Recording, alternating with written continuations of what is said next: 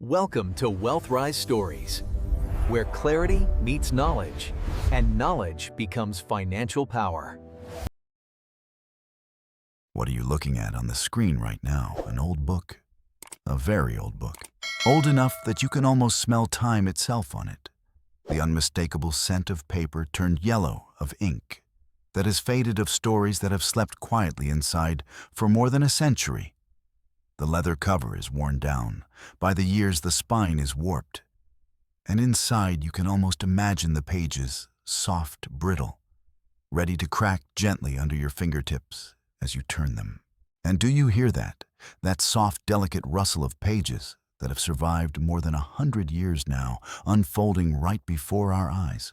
This isn't a romantic novel, nor is it some classic poetry collection. This is a business manual. Yes, you heard that right. A business book, written back in a time when the internet was pure science fiction, and when a landline phone was considered a luxury, and the word startup simply meant starting any kind of small business. Fast forward to 2024, a year when you wake up every morning feeling like the world has changed just a little more overnight. We're living in an age where speed is everything. Buzzwords like generative AI machine learning, Web3 blockchain, the metaverse, million-dollar startups, algorithm optimization, and lean business models flood our news feeds, our conversations, and even our ambitions. We're constantly chasing the newest tech, the hottest growth hacks, the latest success secrets coming out of Silicon Valley. And now, here I am, placing this old book on the table. A book that's more than 100 years old. Do you honestly believe that in a world where ChatGPT can write full scripts, where new million-dollar startups pop up like wild mushrooms after the rain, where e-commerce platforms are rewriting how we buy and sell, this old fragile book could actually be a secret weapon, an unfair advantage that helps you not just survive, but excel and grow sustainably in one of the most cutthroat business eras ever? Sounds crazy, doesn't it? A book written back when cars were still a novelty, when email was an impossible dream, when global markets weren't even a fully formed idea yet. Could advice from our great-grandparents' era, from a world that feels like ancient history, still hold any value beyond nostalgia? Honestly, when I first held this book, I had the exact same doubts. I even thought to myself, it's the 21st century, who in the world would read something like this now? But what I'm about to share with you today isn't just a collection of tips. These are core operating principles of every successful business model, distilled from real-world experience and built on the hard-earned lessons of the entrepreneurs who laid the foundation for the very economy we live in today. They're the fundamental building blocks that many of us, distracted by flashy trends and shiny new technologies, have accidentally forgotten. In this video, I'm pulling back the curtain of time, taking you more than a century into the past to uncover timeless business principles. Principles that not only haven't aged, but have actually become more essential than ever in our digital, unpredictable, high-speed world. These principles won't just help you understand the true nature of business. They'll sharpen your mindset, preparing you for every challenge. From building a startup from scratch to running an established company. For example, we're going to look at a concept that sounds simple, almost old-fashioned. Yet, it is the backbone of every lasting success, especially today. A concept this book calls integrity, or keeping your word. In a virtual world where misinformation spreads faster than real news, where relationships and trust can shatter overnight, integrity has become a currency more valuable than gold, a competitive edge no technology can ever replicate. So, are you curious? Curious how these old-school principles could become your secret weapon in the modern business battlefield? Then, let's open these pages together and uncover the hidden gems inside Business Hints for Men and Women, a book written more than a century ago, yet holding the very keys to success in the era of AI and blockchain. Are you ready? Welcome back to our YouTube channel. Have you ever picked up an old, worn-out book, its cover yellowed, its pages brittle with age, and asked yourself, does anything inside this thing still matter in our fast-paced modern world? I'm willing to bet many of you have felt that way. And so did I, until I came across a book that I believe will change the way you look at business work and maybe even yourself. The book we're diving into in this special audiobook series is called Business Hints for Men and Women. A title that sounds so old-fashioned it almost feels outdated, doesn't it? Its author, who most likely lived in the late 1800s or early 1900s, right in the heart of the Second Industrial Revolution. The era of electricity, steel automobiles, and completely new business models is rarely mentioned by name. Sometimes the author is simply listed as by a practical man, woman, which only adds to the mystery and shifts all the attention to the content itself. Practical lessons distilled from experience, not theory. To be honest, I used to be very dismissive of ancient business books like this. With new books being published every day, online courses for every imaginable topic, and the constant rise of next-gen business gurus, I assumed knowledge from 100 years ago had been buried in history, irrelevant to the world of technology, AI, or the metaverse we live in today. I thought, how could advice from a world without the internet, without social media, without algorithms, possibly help with my tech startup or my digital marketing campaigns?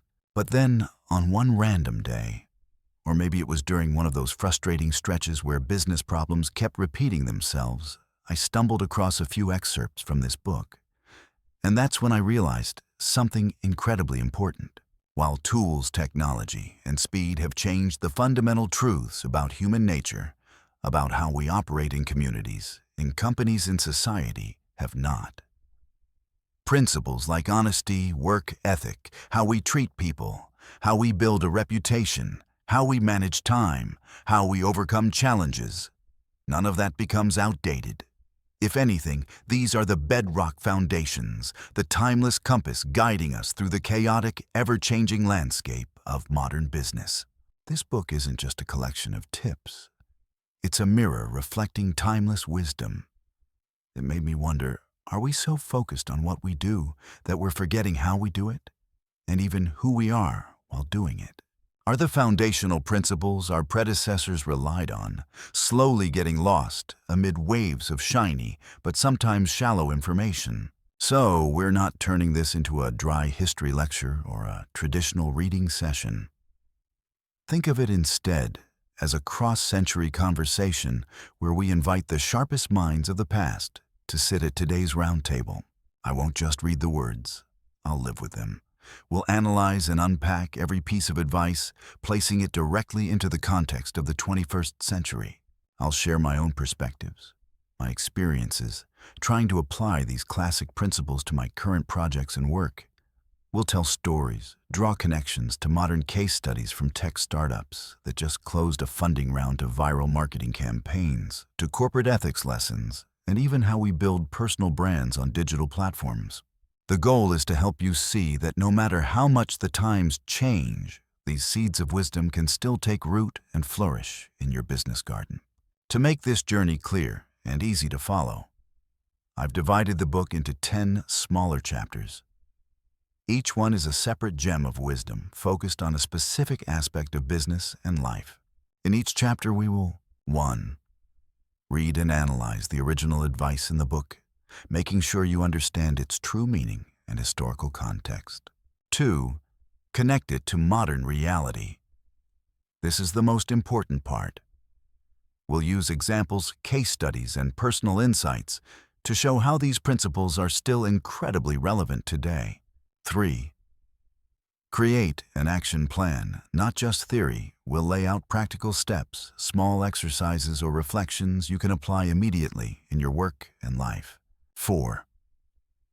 Highlight the key takeaways. At the end of each chapter, we'll summarize the core points so you can easily remember and internalize what matters most. The goal is to transform classic wisdom into sharp tools for your modern journey. You won't just listen to a book, you'll experience a mental adventure, an inner dialogue, and a practical toolkit to elevate your career and your life.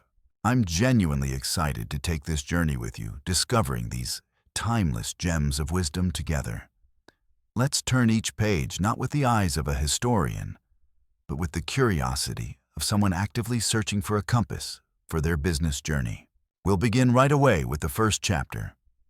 Get ready to expand your mindset. Welcome back to my channel. I'm really glad to have you here with me on this journey as we dig into the hidden gems of wisdom from the book Business Hints for Men and Women. On the surface, it looks like an old, outdated book, but the lessons inside it are incredibly current, cutting across both time and place. Today, we're going to open a very important door. Chapter 1 Character. The invisible but ultimate capital. It sounds a little philosophical, maybe even a bit dry, right? Character, invisible capital. But I promise you, this is the most solid foundation, the strongest shield, and the most powerful resource anyone who wants long-term success in business must build and protect. This book is not talking about being a good person in some vague, fluffy way. It's saying that integrity, credibility, and reputation are not just moral values you can choose to have or not have. They are assets, the most precious, most valuable assets in long-term business. A company can lose money, lose physical assets, and still recover. But if it loses its character and its reputation, it's basically lost everything. 1. Words. Worth their weight in gold. The foundation of trust. Let's start with an old saying. Many of us have heard in one form or another, "Your word is worth its weight in gold." It's not just a nice line about personal ethics in business. It's a golden rule. Have you ever worked with someone whose every word you absolutely trust? They promise to finish the job by Friday. And on Friday, it's done. And not just done, but done well. They say they'll send over a quote today. And without you having to remind them, it shows up in your inbox right on time. How does that feel? Comforting, reassuring, safe, right? That's what trust looks like. Trust doesn't appear out of nowhere. It's built from thousands of promises, kept thousands of commitments, honored honestly and consistently. It's the sum of all the little things we do every day, showing up on time, being transparent in our deals, owning up when we make mistakes, and taking responsibility all the way through. Think about a friend you trust deeply. Why do you trust them? Is it because they always keep their word? Always show up? Always do what they say? They'll do. Business works the same way. Customers trust you because you consistently deliver quality. Partners trust you because you're transparent in every agreement. Suppliers trust you because you always pay when you say you will. Every time you keep your word, you're making a small deposit into your trust bank account. Every time you break a promise or lie, you're withdrawing from that account. And one day, if that trust account hits zero doors, we'll start closing on you fast. 2. Short-term profit versus long-term value, the endless tug of war. In today's hyper-competitive business environment, the temptation of quick profits is everywhere. How do we sell more, earn more, and do it faster? And sometimes in the race to hit short-term targets, some people or even entire companies are willing to cut corners, quality fudge the numbers, or outright deceive customers. You might win a small battle that way. Maybe you sell a batch of low-quality products at a great margin, or you hide a defect just long enough to close a deal. But what's the real cost of that victory? The price you pay is your reputation. You might earn a quick profit, but you lose the chance to build lasting value. A business without credibility is like a house built on sand. It may look impressive at first, but the moment a small storm hits, it starts to crumble. On the other hand, a business built on integrity and trust might grow more slowly, but every step it takes is solid. Customers come back. They recommend you to others. They become your unpaid brand ambassadors, defending you when you hit tough times. That's long-term value. That's something money can't buy, only time, consistency, and character can create it. 3. Lessons from modern brand crises. In today's world, with social media and information spreading at lightning speed, reputation has become an incredibly sensitive asset. One misstep, one scandal can damage a major brand in just a few hours. We've all seen high-profile brand scandals rooted in a lack of integrity, haven't we? Remember the Volkswagen emissions scandal. A giant automaker, seemingly untouchable, suddenly faced billions of dollars in fines, massive drops in sales, most importantly, a collapse in customer trust worldwide. Decades of carefully built branding around reliability and quality were shattered by a single dishonest decision, a single lapse in ethics. Or think about all the food safety scandals, counterfeit goods, and knockoff products we've seen. A food brand trying to save money by using low-quality or unsafe ingredients gets hit by a huge wave of public outrage. People don't just stop buying their products. They share negative stories everywhere, making it nearly impossible for that brand to recover. And then there are the data breach and privacy scandals involving tech giants like Facebook. The trust of billions of users was shaken. These companies may still exist, but the cost of rebuilding their reputation in money, time, and effort is enormous. All of these stories are harsh reminders that in the digital age, there is no room to hide dishonesty. One tweet, one post, one video can expose everything. The cost of cleaning up a reputation crisis is many times higher than the cost of staying honest from the start. Some brands never recover at all. They disappear from the market entirely because of their lack of integrity. 4. The story of keeping your word from an old-school craftsman. To make this even more concrete, let me share a simple, everyday story, one that I'm sure you could find in almost any town, in almost any industry. There was an older man named Tam. He worked in construction building and fixing houses in a small town. Mr. Tam didn't have fancy degrees, slick branding, or aggressive marketing campaigns. He didn't even know how to use a computer. His greatest asset was his word. Whenever he took on a job, big or small, he would sit down with the homeowner, walk them carefully through the materials, the steps, and the pricing. Everything was clear and transparent. Once the price and timeline were agreed upon, Mr. Tam would do everything in his power to honor that commitment. If he promised to finish in 3 months, then no matter the rain delays or team challenges, he pushed to deliver on time, sometimes even earlier. If a problem popped up because of his crew's mistake, he never blamed others or ran away. He took responsibility, fixed it right away, and was even willing to take a financial hit to make sure the quality and the client's satisfaction were protected. He always used the materials he had promised, never swapping or cutting corners to make extra money. The people working with him would sometimes complain, "Mr. Tam, we're not making much profit this way," or "You're doing too much, just rush it a little, it'll be fine." But he just smiled and said, "If we take people's money, we have to give them what they deserve. We keep our word and people will trust us and send more work our way." And he was right. At first, he only worked on small houses here and there. But word got around. From neighborhood to neighborhood, people started talking about that builder Tam who does quality work and keeps his promises. Over time, more and more clients sought him out. No ads, no social media campaigns, no tricks. His reputation and the quality of his work became his most powerful marketing strategy. His business grew. From a small crew, he eventually built a mid-sized construction company providing jobs for dozens of people. Even after he retired, his name was still a guarantee of quality and trust in the area. His children and grandchildren took over the business, and they understood clearly that the greatest inheritance he left them wasn't money or land. It was his reputation. So there you have it. Character, integrity, credibility, reputation. These aren't just moral compasses for how we behave. They are your most valuable capital and invisible asset with the power to build and protect every lasting success. Ask yourself, What am I really using to build my personal brand and my business?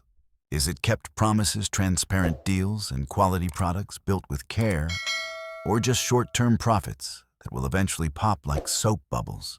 In the next chapter, we'll dive deeper into other qualities that shape a truly successful entrepreneur, according to this book. But always remember, this character is the foundation.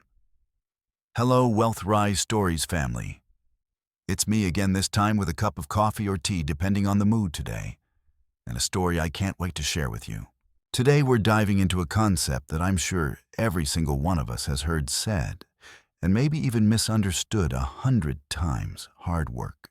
You see, in the fast, chaotic rhythm of modern life, there's a phrase we hear over and over again, like some kind of magic spell: work smart, not hard.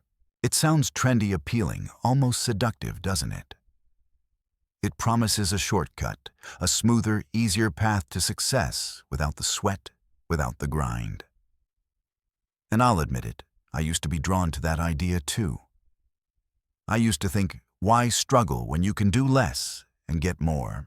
But then when I got to chapter 2 of this classic book, Business Hints for Men and Women, titled The Art of Industry, Working Smart Begins with Working Hard, I suddenly realized I had misunderstood, or at the very least, only half understood what hard work really means. This book doesn't deny working smart. It actually lays the foundation for it. Because true hard work isn't about grinding yourself into exhaustion or working day and night until you burn out. No, it's something much deeper.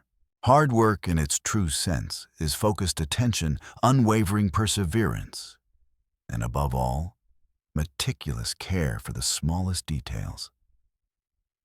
It isn't punishment. It's an art.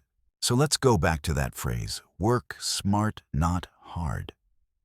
The problem with that idea is that it creates an unnecessary divide. It makes people think that working hard is something dumb, something reserved for people who don't know better. And that's a dangerous misconception. Here's what it really means. You must be smart enough to know what's worth putting your energy into. You need strategic thinking to identify the leverage points, the tasks that drive the biggest results. But once you've identified those smart things, you absolutely have to work hard. You have to give it everything you've got. You have to pour your focus, discipline, and determination into doing that thing exceptionally well. Think of it like this: a brilliant architect can design a beautiful, efficient, rock-solid house. That's the work smart part. But if the construction crew doesn't work hard, if they don't lay each brick, carefully mix the cement correctly, check every joint, then even the most genius blueprint will collapse. Intelligence is the map. Hard work is the legs that carry you forward. You can't have one and throw away the other. And this is what the book emphasizes strongly: the importance of completing a job thoroughly. We live in a world where getting it done is often considered good enough. Submit the report by the deadline. Finish the project at the bare minimum. But there's a huge difference between finishing something and finishing it well. Finishing well means not only completing the task, but reviewing it, polishing it, elevating it. It means putting care and craftsmanship into every detail, no matter how small. I remember back in college, I once did a class presentation. My mindset at the time was just finish it and turn it in. And yes, technically, the presentation was done. But it was bland, forgettable, and of course, it left no impression at all. Years later, with more experience, I learned to not only prepare the content, but also refine every slide, choose every word, carefully practice my delivery, even pick background music. The result: the presentation wasn't just finished, it was memorable. That is the power of finishing well. When you work thoroughly, you don't just create better products or services, you build a reliable personal brand. People know that when they give you a task, they'll get back something crafted with care and professionalism. That's an invaluable asset in any field. So how do you turn diligence into a habit and even a competitive advantage? It's not as hard as you think, but it doesn't happen overnight either. It requires consistent practice and the right mindset. 1. Start with the smallest tasks. Don't think diligence only applies to big projects. Focus on completing every email, every call, every note with care. Precision in small things creates precision in big things. 2. Put yourself in the recipient's shoes. Whatever you're doing, ask, if I were receiving this product service, would I feel satisfied? Would I feel respected? This question alone can elevate your standards instantly. 3. Learn to love the process. Diligence isn't a burden. It's a chance to express craftsmanship. When you see your work as a piece of art to sculpt, you'll find joy in every stroke. 4. Build systems. Don't rely solely on inspiration. Create checklists, quality control steps, or your own workflow to ensure consistency and thoroughness. And once you turn diligence into a habit, it becomes your unshakable competitive edge. In a world where carelessness is increasingly common, someone who works thoroughly, patiently, and attentively will always stand out. They'll be trusted with important responsibilities, and they'll earn long-term success. To reinforce this idea, let's look at a powerful example of meticulousness that I think every one of us admires: the Japanese commitment to craftsmanship, especially in customer service. Have you ever bought something made in Japan or experienced their service? From the way they wrap a gift, to the way they serve food, to the way a store clerk bows, they radiate a level of care and attention that almost feels unreal. I once walked into a convenience store in Tokyo just to buy a bottle of water. Just one bottle of water. But the staff bowed deeply, received my money with both hands, returned my change with both hands, and thanked me sincerely. Then they gently placed the bottle into a neat little bag before handing it to me. That bottle cost less than $1, but I felt like a VIP. That's not overdoing it or trying too hard. That's a culture built on respect, self-discipline, and attention to detail. They understand that every small interaction is an opportunity to build trust, create connection, and strengthen reputation. That is diligence elevated into a philosophy of life and work. So there you have it, my friends. Hard work is not an outdated, scary, or old-school concept. It's a core quality, the foundation of all lasting success. It's not about grinding yourself to exhaustion. It's about working with focused persistence and sharp attention to detail. Learn to love diligence. Let it become the compass that guides every action you take. Because working smart doesn't mean avoiding hard work. It means knowing exactly where to apply it and doing it extraordinarily well. And when you do that, the doors of success will open wide for you. Thank you for listening to today's message. Don't forget to like, share, and subscribe so you won't miss any of the upcoming chapters. I'll see you in the next one. Right now, we're going to turn to Chapter 3. And the title of this chapter will probably make some of you laugh because of how cliché it sounds. The customer is king. An unchanging truth. Sounds cliché, doesn't it? Who doesn't know that line by now? It's plastered everywhere, from mom-and-pop diners to high-end retail chains. But have you ever stopped and asked yourself, if this sentence is so obvious, why is it so often forgotten in the frantic rush of modern business, especially in the digital age? This old time-worn book, written over 100 years ago, puts the customer at the absolute center in a very clear, unapologetic way. And I truly believe this is the compass we sometimes lose sight of when we get too obsessed with technology and sophisticated marketing strategies and forget the roots. So let's dig into this unchanging truth together. 1. Understanding the give. First, receive later. Psychology and business. The first point this chapter emphasizes, and a philosophy I personally love, is the mindset of give first, receive later. Sounds a little crazy in business, right? Who wants to give before they get paid? We're usually taught to maximize profit to optimize returns. But think about it. In any relationship, friendship, romance work, would you stay close to someone who only takes and never gives? Of course not.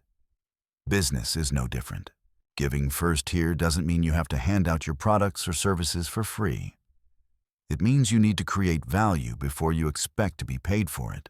You need to provide a solution, an experience, a sense of trust and peace of mind that makes your customer feel every dollar they spent was worth it, if not more.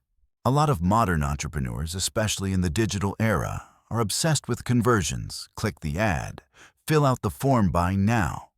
We're fixated on short-term metrics, ad performance, cost per lead, closing rates. And somewhere in that whirlwind, we forget to build a relationship, real long-term trust with our customers. Think about how you help a friend. Do you help them with the expectation that they must pay you back immediately?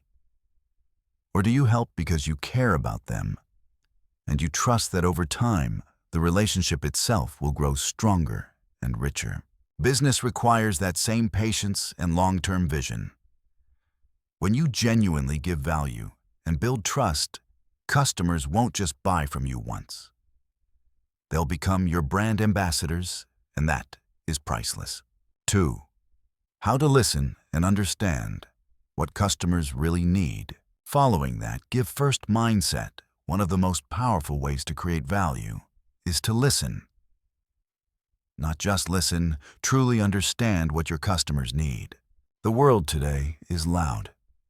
Too much information, too many products, too many ads. Sometimes customers themselves don't even know exactly what they want, or they know, but don't know how to articulate it. Our job as business owners and creators is to dig deeper than the words they say. Have you ever walked into a restaurant and ordered something simple? You say, "I'll have a bowl of pho." A decent server doesn't just drop a random bowl on your table.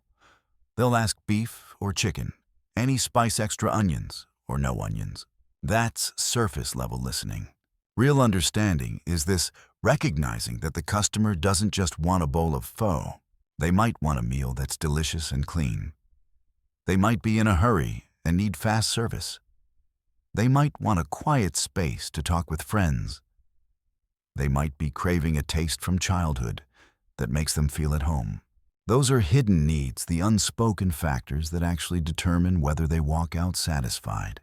In the digital age, we have countless tools to listen: online surveys, user behavior, analytics, social media comments, focus groups.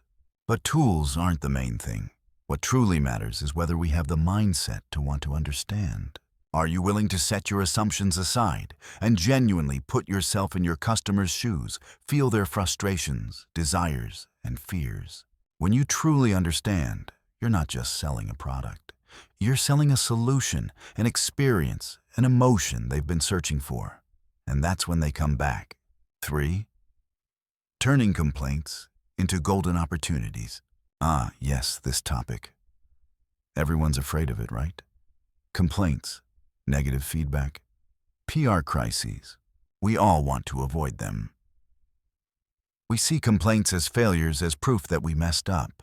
But this book, and the experience of many successful businesses, treats complaints as a gift.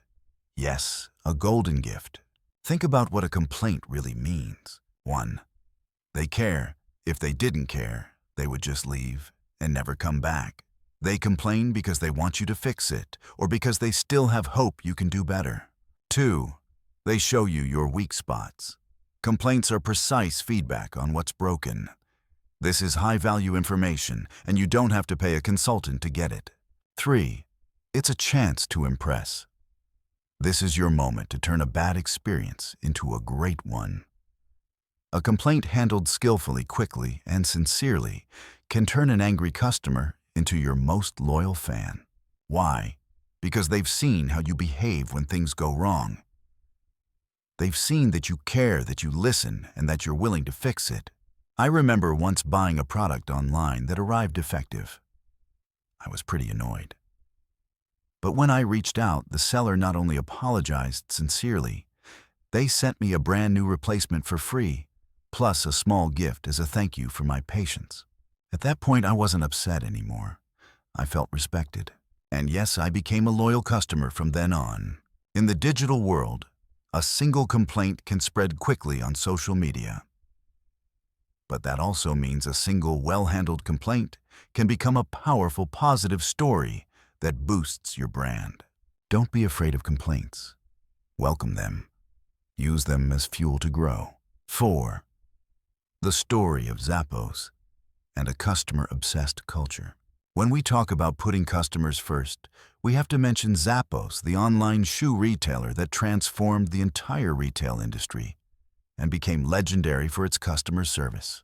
Zappos, under the leadership of the late CEO Tony Hsieh, didn't just sell shoes. They sold experiences. They sold happiness. Their philosophy was incredibly simple, but unbelievably powerful. Wow, the customer. So how did they do that? Free shipping both ways and a 365-day return policy. Anyone who's bought shoes online knows the fear of getting the wrong size. Zappos eliminated that fear completely. They took on the cost and the risk because they believed the convenience and peace of mind would win long-term loyalty. That's give first in action. A call center with no scripts, Zappos's customer service reps were empowered to do whatever it took to make customers happy, even if it meant staying on the phone for hours, talking about anything the customer wanted, as long as they felt heard and valued.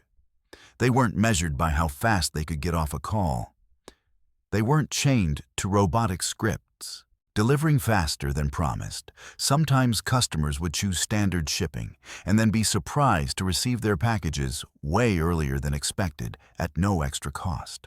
Those small, unexpected delights created huge wow moments.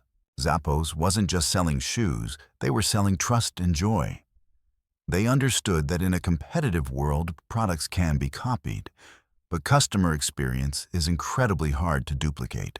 Their culture was built from the top down, and everyone in the company understood making customers happy was priority number one.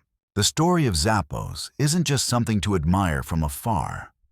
It's a reminder that no matter what you sell, no matter what era you live in, from shoes to software, from coffee shops to financial services, the customer is always the center.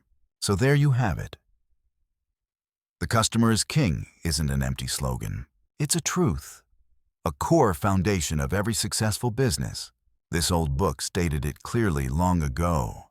And companies like Zappos have proven that this principle is still as powerful as ever, maybe even more so in the digital age, where information spreads fast and customer expectations are sky high. We can have the most complex marketing strategies, the most advanced technologies, but if we forget to truly listen to our customers, to understand them, to serve them with genuine care, then all of that becomes meaningless. So ask yourself, what have you done to genuinely give value before expecting to receive? Have you truly listened and uncovered your customers' hidden needs? And most importantly, how have you turned complaints into golden opportunities? Thank you for listening.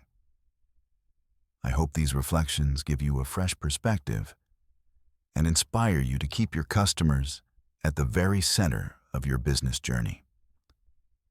Welcome back to our journey through the timeless wisdom of business hints for men and women. Today we're going to dive into a topic that no matter where you are in your career or business, you absolutely need to understand. Chapter 4. Managing Your Money. The Power of Financial Caution. Sounds a little dry, doesn't it? Money management, bookkeeping numbers. But in reality, this is one of the most fascinating and important chapters because it goes straight to the core of long-term survival and sustainable growth, not just for a business, but for each of us as individuals. So let's dig into these golden principles together. 1. The golden rule: spend less than you earn. The first principle the book talks about an age-old truth that isn't new at all, but is probably the most frequently ignored, is this: spend less than you earn. It's so simple that everyone knows it, but very few actually live it. In today's consumer-driven world, where everything is designed to make us spend, sticking to this rule requires serious discipline and a long-term mindset. Imagine you have a lake. If the water flowing in your income is always greater than, or at least equal to the water flowing out, your spending, your lake will stay full and may even overflow to form a new stream. But if you let the water drain out faster than it comes in, that lake will eventually dry up. For an individual, that means you always have some savings, a financial cushion. For a business, it's the foundation of positive cash flow, the ability to reinvest and grow. I believe this is more than just a financial rule. It's a life philosophy, knowing what's enough, appreciating what you have, and constantly moving toward accumulation instead of depletion. It's not about being stingy. It's about smart financial discipline that gives you the freedom to choose your future instead of being trapped by it. 2. The difference between good debt and bad debt in business. When we talk about money, we can't avoid talking about debt. Debt is a word that makes a lot of people uncomfortable. But in business, not all debt is bad. This book helps us draw a clear line between good debt and bad debt. Good debt, think of it as a lever.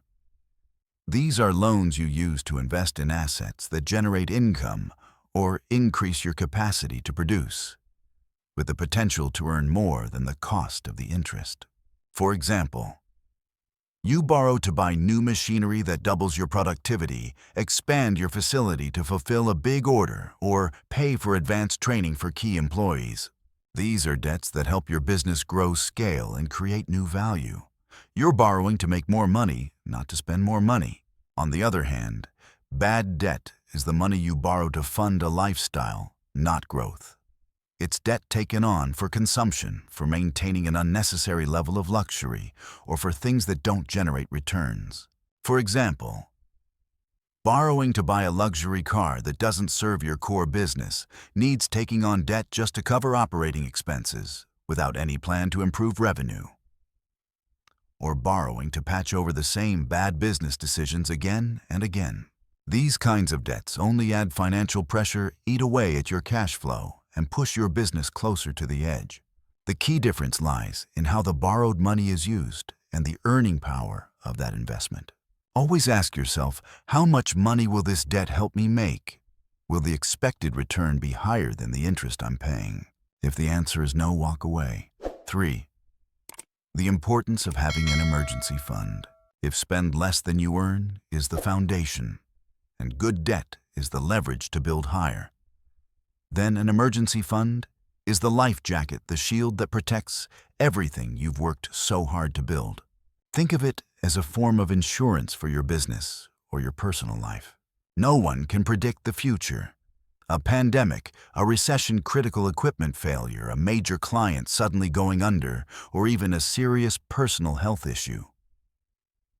Any of these can hit like a storm and knock you down if you don't have enough reserves. The book suggests having an emergency fund that can cover at least 3 to 6 months of operating expenses for a business.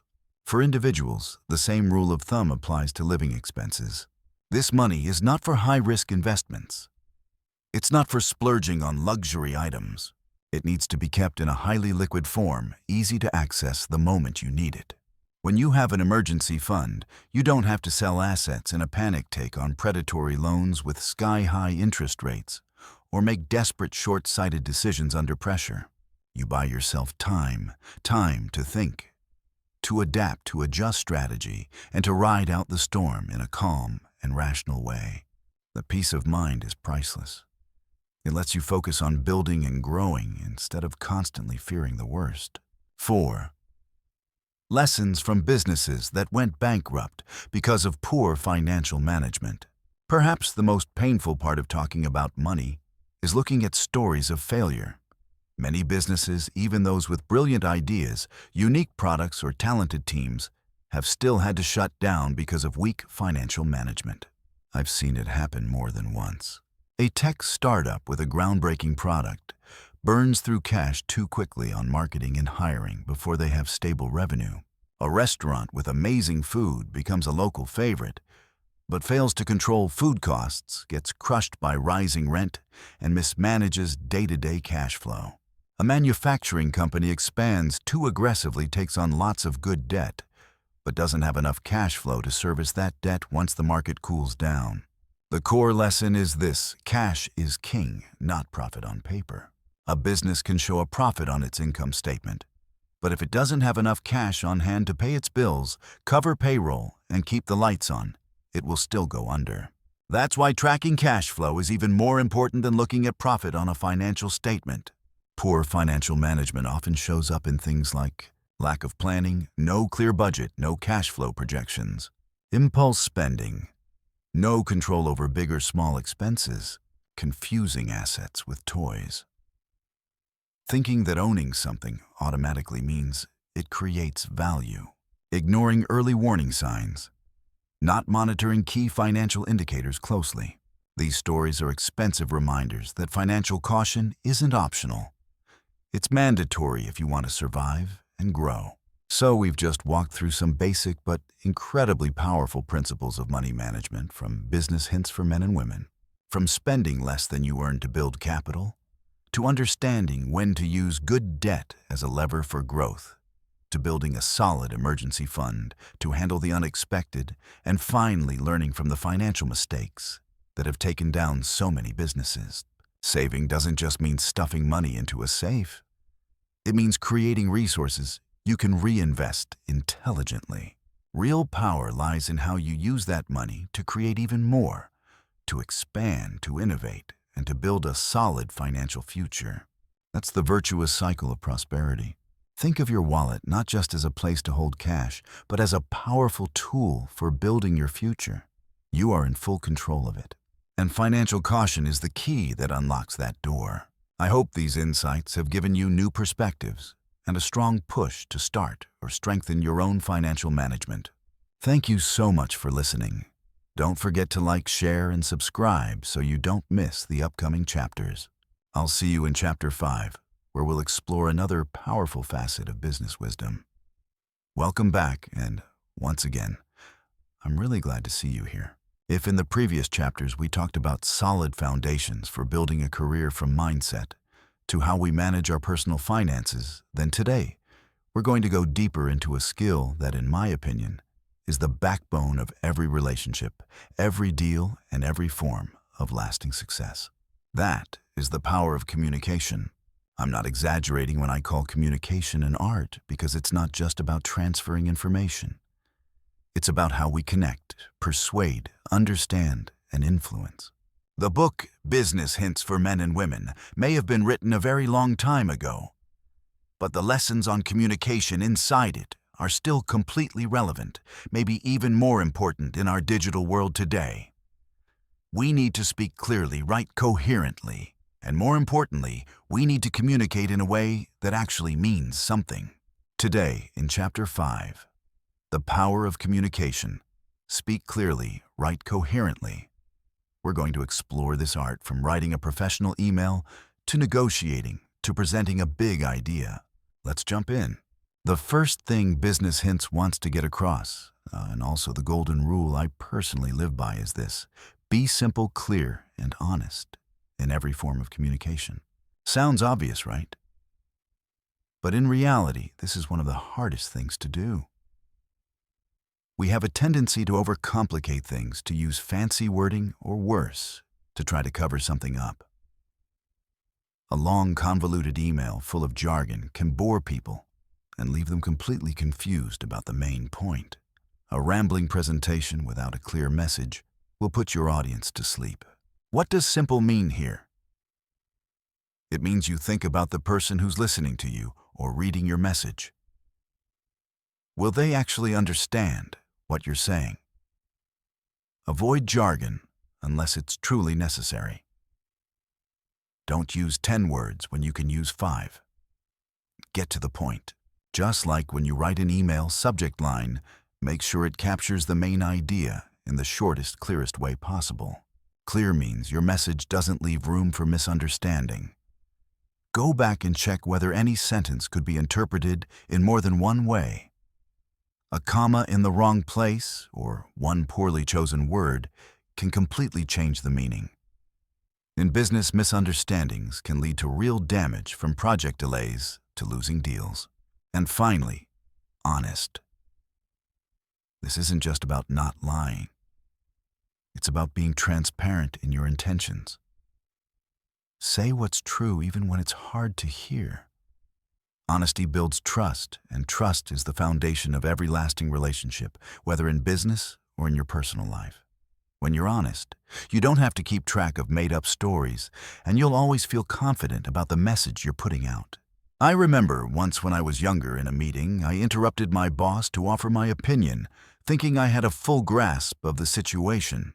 Turns out, I only understood half of it, and what I said was off base and frankly kind of silly.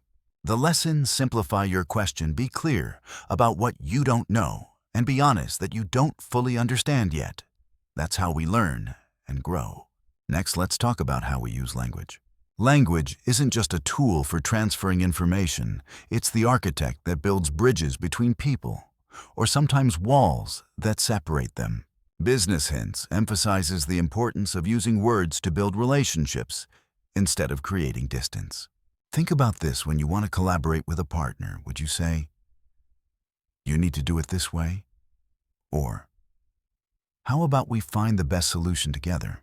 That small shift in wording from you to we, from you must to we, can changes the entire tone of the conversation.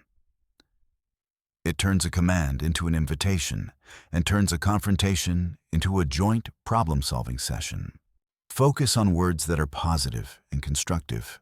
Instead of criticizing, offer suggestions. Instead of judging, try to understand.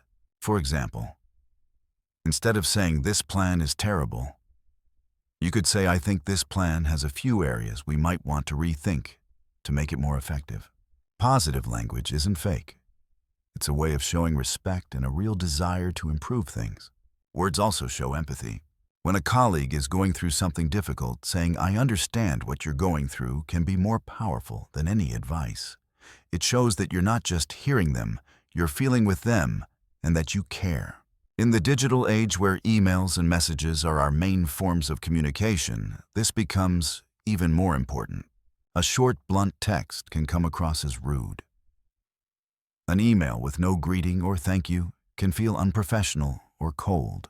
Take a little extra time to polish your wording. It not only helps you build a stronger personal brand, but it also opens doors. But when we talk about communication, we can't just focus on what we say or write. Half of effective communication, and honestly the more important half, is active listening. Especially in negotiations, this is your most powerful weapon. Active listening isn't just about hearing sounds. It's about fully focusing and trying to understand the entire message the other person is conveying, including their body language, tone of voice, and the things they don't say out loud. When you listen actively, what do? 1. Give your full attention, eliminate distractions. Look the person in the eye when possible. 2. Don't interrupt, let them finish their thoughts. 3. Ask clarifying questions. Do you mean? So what you're most concerned about is? These questions help you confirm what they're saying and show that you genuinely care. 4. Summarize back to them. So if I understand correctly, you'd like us to prioritize X and Y, right? This helps both sides confirm that they're on the same page. 5. Show empathy. I understand that this is a tough issue for you. Why is this so important in negotiation? When you listen actively, you're not just gathering information about the other side's needs, desires, and fears. You're also building trust. When people feel heard and understood, they open up more and are more willing to find common ground. You gain a huge advantage in identifying shared interests, and from there reaching a truly win-win agreement. I remember a major negotiation about acquiring a project. At first, both sides were tense and just focused on defending their own positions. I decided to spend the first 15 minutes just listening, asking open-ended questions about the challenges they were facing and what they really wanted out of the deal. Gradually, I realized the core issue wasn't the price at all. It was their fear of losing control over the product they had poured their heart into. Once I addressed that concern by proposing a tight collaboration structure, all the tension around the numbers dissolved. Listening unlocked the whole situation. Now, to bring everything we've just talked about to life, I want to invite you to dissect with me a classic example of powerful communication, not just in business, but in inspiration in general, Steve Jobs' commencement speech at Stanford University in 2005. If you haven't watched it yet, go look it up on YouTube after this video. It's not a product launch talk, it's a life speech, but it embodies every communication principle we've discussed. 1. Simple, clear. Honest Jobs begins with his personal story, 3 stories from his life. No complex tech jargon. He talks about dropping out of college, being fired from Apple, and his battle with cancer. These stories are incredibly simple and easy for anyone to understand. He is brutally honest about his failures and pain. That honesty creates a deep, emotional bridge with his audience. 2. Using language to build connection. He doesn't talk down to people. He shares his experience like a friend, like someone who's just gone a bit further down the road. He uses emotional, memorable phrases like, "Stay hungry," "Stay foolish." These aren't just catchy lines. They're heartfelt advice that builds trust and inspiration rather than issuing commands. He tells his own story in a way that allows others to see themselves in it, so each graduate feels the lesson is meant just for them. 3. The power of a core message. Even though he tells 3 different stories, every story revolves around a common theme. Trust your intuition, find what you love, and live each day as if it were your last. This message is repeated subtly throughout and anchored with that unforgettable closing line. That's how he ensures his message sticks. Steve Jobs' speech is living proof that communication isn't about having a perfect voice or using big fancy words. It's about connecting with people at the deepest level by sharing your truth in a simple, clear, and honest way. It's about using language to build bridges. It's about listening to your own life so that you can distill real, meaningful lessons to share. So we've just explored Chapter 5, The Power of Communication.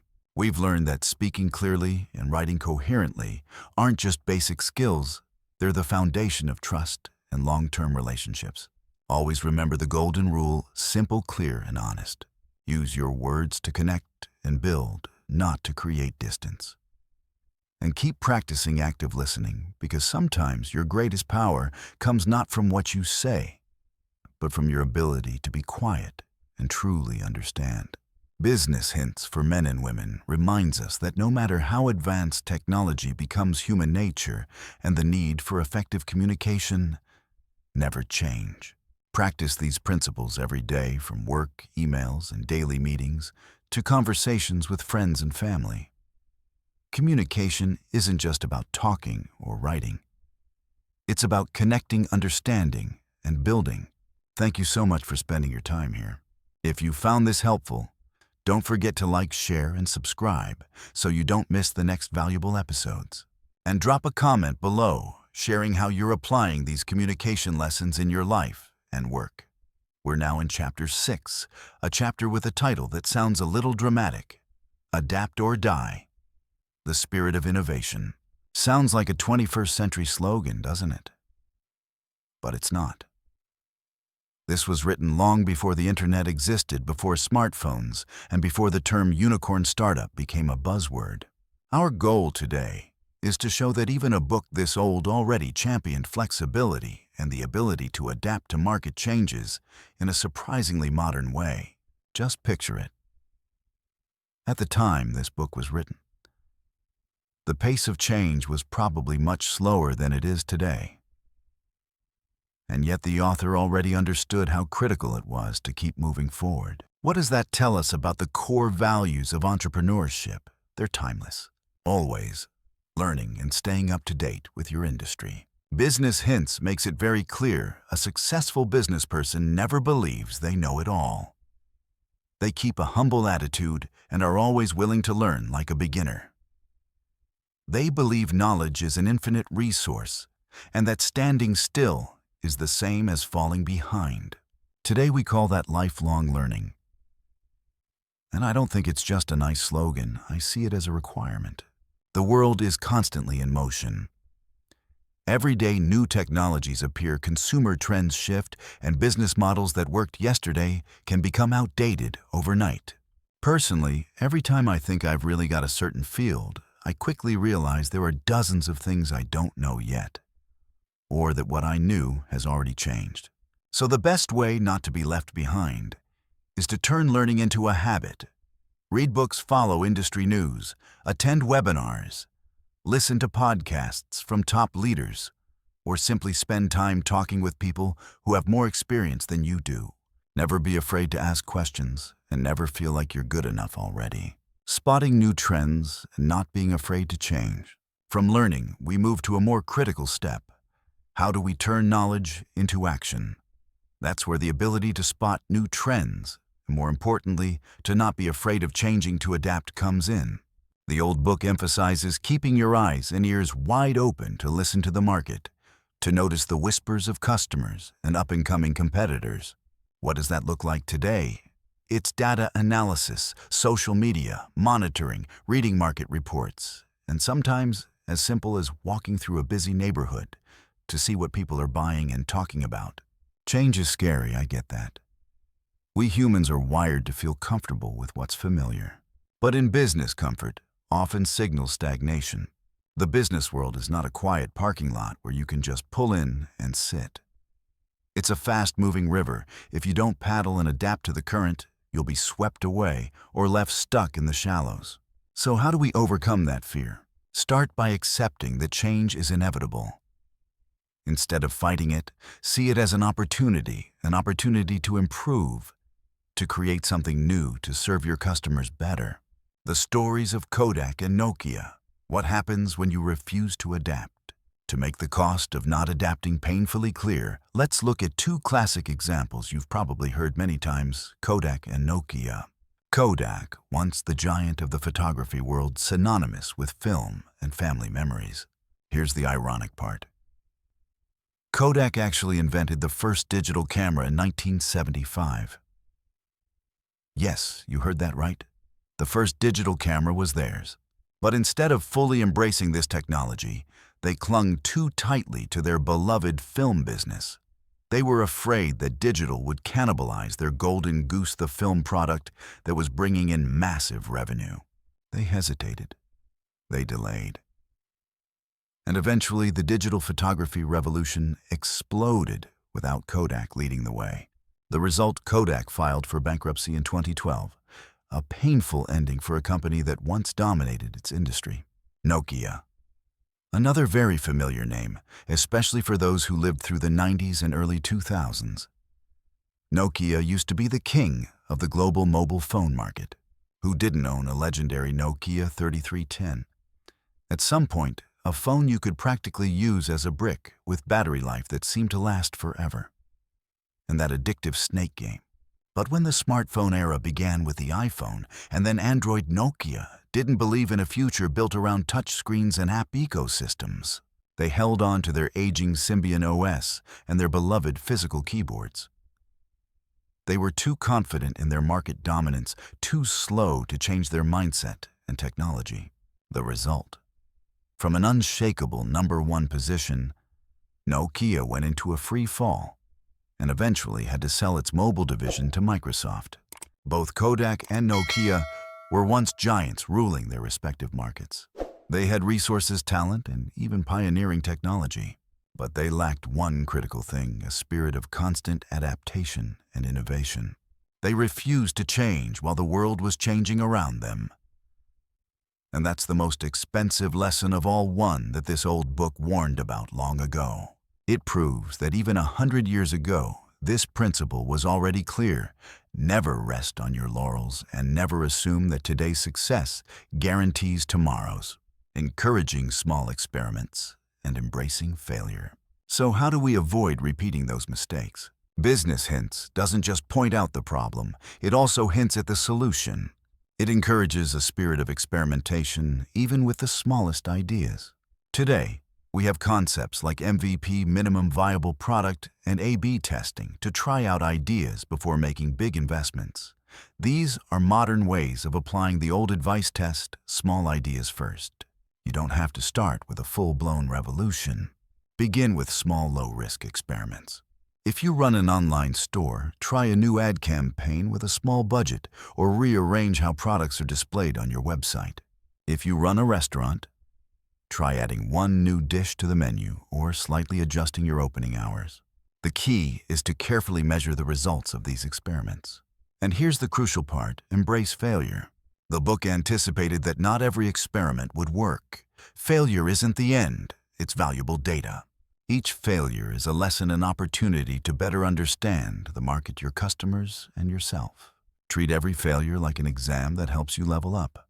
Successful entrepreneurs aren't the ones who never fail. They're the ones who learn from failures the fastest and keep moving forward. Don't let the fear of failure stop you from experimenting and innovating. So we've just explored Chapter 6, Adapt or Die. The Spirit of Innovation. From Business Hints for Men and Women. The title sounds intense, but as we've seen, it's not a threat. It's a powerful reminder of how essential flexibility learning and continuous innovation are in business. From constantly updating your knowledge to spotting trends and daring to change to the hard-earned lessons of Kodak and Nokia. And finally, to the call to experiment small and accept failure. Everything comes together to form a timeless entrepreneurial mindset. This old book proves that the core values of adaptation and innovation never go out of style. They're a compass for anyone who wants to survive and thrive in a constantly shifting business world, whether in the 19th, 20th, or 21st century. Thank you for listening. Remember, adapting isn't just about surviving. It's about creating the opportunity to grow. I'll see you in the next chapter where we'll uncover even more powerful insights from this remarkable book. If in the previous chapters we've talked about mindset and how to recognize opportunities, then today we're going to dig into a concept that I'm willing to bet always brings up some heavy, calculated images in your mind whenever you hear it. That concept is networking. Oh yes, that word, networking. It sounds like you're supposed to throw on a perfectly tailored suit, stack a bunch of business cards in your hand, go hunt for useful connections at some event, and exchange small talk as politely and superficially as possible. Sounds exhausting and kind of fake, doesn't it? But this classic book calls it human assets, and I completely agree. The problem is how we define it and how we practice it. So today, I want us to reframe this idea, not as collecting business cards, but as building community, a more genuine approach built on helping others, mutual respect, and not seeing people as tools. The first rule I want you to carve into your mind when it comes to your network is the rule of planting. You can't plant a seed today and expect to bite into a ripe, juicy fruit tomorrow, right? Relationships work the same way. I remember once, many years ago, when I was just starting out, I met a coworker. He wasn't a manager. He wasn't anyone important with a fancy title. He was just someone who really knew his way around video editing, something I was totally clueless about at the time. I reached out and asked him for help. He gladly said yes. He spent a full hour walking me through everything, step by step, with zero calculation, zero attitude. I had nothing to repay him with at that moment, and he didn't expect anything either. Years later, when I'd gained some experience, he was the one who needed help with content strategy. And of course, I shared everything I knew without hesitation. Then he turned around and introduced me to a major project, an opportunity I never imagined I'd have access to. That's planning. Give first. Help people without running a mental spreadsheet of what's in it for me. Sometimes a sincere piece of advice, a timely introduction, or simply listening with your full attention is the most valuable seed you can plant. It might sprout and bear fruit at a moment neither of you could have predicted. Think of it like watering a tree. You don't control exactly how it grows, but one day it may give you shade or sweet fruit. And speaking of trees, once you've planted them, You can't just walk away, right? So the second rule, just as important, is nurture your existing relationships. In modern life, it's so easy to get obsessed with chasing new promising connections. We keep looking ahead and sometimes forget about the solid foundation we already have. Old friends, former co-workers, teachers, mentors, people who've guided you, supported you, or just walked alongside you. They are priceless assets. They know you. They know what you've been through. Maintaining those relationships doesn't require grand reunions or expensive gifts. Sometimes, it's as simple as a quick message asking how they're doing, a short birthday call, or a casual coffee catch-up to reminisce and reconnect. All it takes is letting them know you still remember them, and you still value the role they've played in your life. Often it's exactly these old relationships that bring you the most surprising opportunities because they already trust you and understand you. They know who you are, what you're capable of, and they're willing to back you when it matters. Never underestimate the power of bonds that have been tested over time. So what about new seeds? How do we turn everyday encounters into meaningful connections? Don't assume you can only network at formal events or fancy cocktail parties.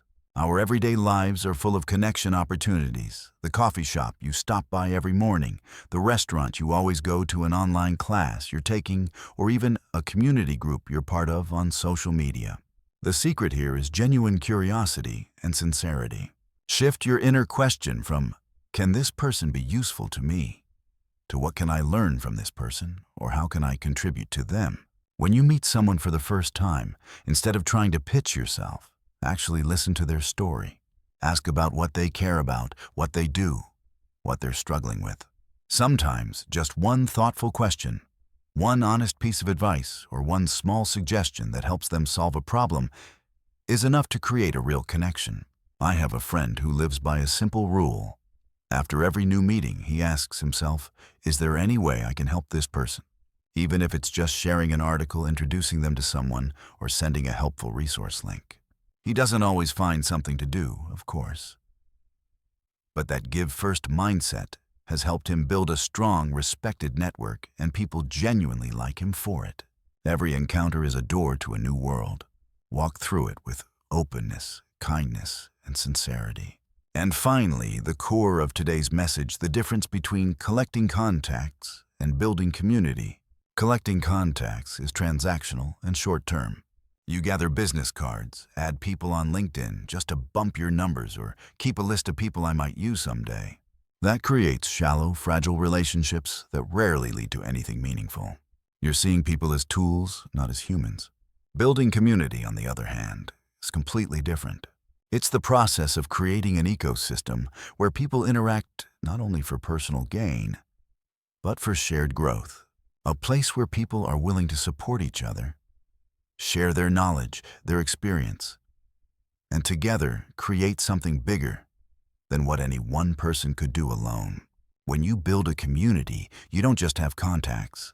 You have allies, you have friends, you have mentors, you have champions. They don't just help you in business, they enrich your life. They're real people with real stories and real values you can trust and lean on. That is the true meaning of human assets. It's not the number of business cards in your wallet. It's the quality of the relationships you've nurtured with sincerity, generosity, and mutual respect. In short, real networking is not the art of manipulation. It's the art of being human. It's the process of planting seeds of kindness, patiently tending to the trees that have already grown, and welcoming new seeds with curiosity and authenticity. It's about building a community, not just a list of people I know. I hope after this chapter, you'll see the word networking in a different light, more positive, and a lot less stressful. Start today with something simple. A message to check in on an old friend, a sincere offer to help a coworker, or just a smile, and an open conversation with someone new. Do you have a story about a relationship that ended up helping you in a big way, even though there was zero calculation at the start? Share it with me and everyone else in the comments below. You know, time is the strangest kind of asset. We can't see it, can't touch it, can't store it away, but it's the most valuable thing we have. Every moment that passes is gone forever. And this book even though it was written a long time ago, shares time management advice that is still completely relevant today, maybe even more urgent in our distraction-filled world. The goal of this chapter is very clear: to lay out classic but highly effective time management methods with a focus on setting priorities and avoiding distractions. Let's walk through 4 golden principles this book has distilled for us. 1. The principle of every day has a plan. A compass for your mind. There's an old saying, failing to plan is planning to fail. And our book keeps stressing this point. The first principle I want to share with you is every single day should start with a plan. Sounds simple, right? But be honest with yourself. How many days do you wake up and just dive straight into work without any clear sense of direction in your mind? I used to be a professional, let's just wing it person.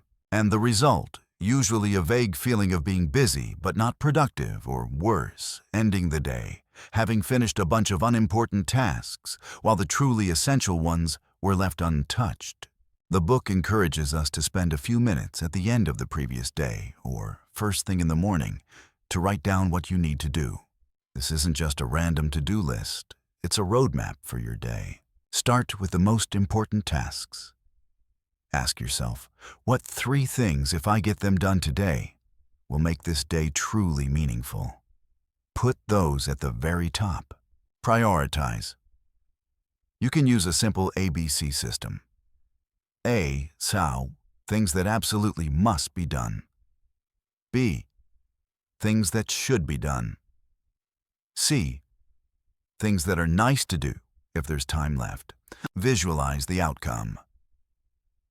As you write things down, try to picture yourself actually completing them. This not only gives you clarity, it also boosts your motivation. When you have a plan, your mind has a compass. Instead of drifting in a sea of information and demands, you know exactly which island you're trying to reach. A plan helps you cut down on distractions because you've already decided what matters most. 2. The power of saying no. Protecting the boundaries of your time. This is a gem I wish I had learned much earlier in my career. The second principle, learn to say no to things that aren't important. In today's world, we're constantly bombarded with requests, from emails, messages, calls, collaboration, invites to, can you help me with this real quick favors? We're afraid of upsetting people, afraid of missing out on opportunities, or we simply want to please everyone. But that usually leads to taking on too much, spreading our energy thin, and pouring time into things that don't actually move us toward our own goals. The book emphasizes a powerful truth: saying no to what doesn't matter is saying yes to what truly does. Think of your time like a limited water tank.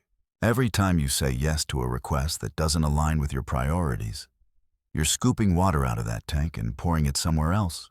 By the end of the day, your tank is empty, spent on other people's agendas, and you've got nothing left for your own. Clarify your core values and priorities. What matters most to you right now? Which work brings the highest value toward your goals? Learn to decline politely but firmly. You don't need a long explanation. Something as simple as, "Thank you for thinking of me, but I can't take this on right now because I'm fully focused on another project," is more than enough. Don't feel guilty. Protecting your time is not selfish. It's your right and your responsibility to yourself. The power of no doesn't just help you stay focused, it also makes others respect you more. Because when you respect your own time, people will learn to respect it too. Number 3. Knowing the difference between busy and productive. Avoiding the trap of fake busyness. Do you know someone who's always busy? They always have a million things to do, emails to respond to, meetings to attend. But at the end of the day, you can't help but wonder, did they actually accomplish anything meaningful? The third principle is draw a clear line between being busy and being effective. Modern society sometimes glorifies being busy as a sign of success. But this book reminds us being busy is just a state. Being effective is a result. Busy just means you have a lot of activity going on. You can run all over the place and do 100 things and still not move any closer to your real goals. Effective productive means you're actually achieving desired outcomes with optimal use of your resources, time, energy, focus. It means you're working on what truly matters. Ask yourself this question regularly. Is what I'm doing right now actually creating value? Or am I just keeping myself busy? Review your to-do list. How many items are busy work, constantly checking email, replying to non-urgent messages, attending unnecessary meetings, versus how many are truly high-impact work tasks that drive real progress and measurable results for your projects? Apply the Pareto principle, the 80-20 rule. Focus on the 20% of tasks that create 80% of the results. This requires the ability to identify what those crucial 20% are. Avoiding the trap of fake busyness frees up your energy and allows you to focus on what actually moves the needle. Don't let the feeling of being busy blind you to the truth that you may not be truly productive. 4. Breaking big tasks into smaller steps. Turning the elephant into bite-sized pieces. Have you ever looked at a massive project, a task that seems almost impossible, and felt so overwhelmed you didn't even know where to start? I'm sure you have. I definitely have. That's where this final principle kicks in. Break big tasks down into smaller, manageable steps. There's a saying, the only way to eat an elephant is one bite at a time. Business Hints applies exactly that mindset to work and time management. A big task, once broken into smaller chunks, becomes less intimidating, more approachable, and far more motivating. It reduces psychological pressure. When you stare at write a 100-page report, it feels impossible. But if you set a goal to write just 1 page a day or 1 paragraph every hour, that suddenly feels doable. It creates continuous motivation. Every small step you complete gives you a sense of accomplishment.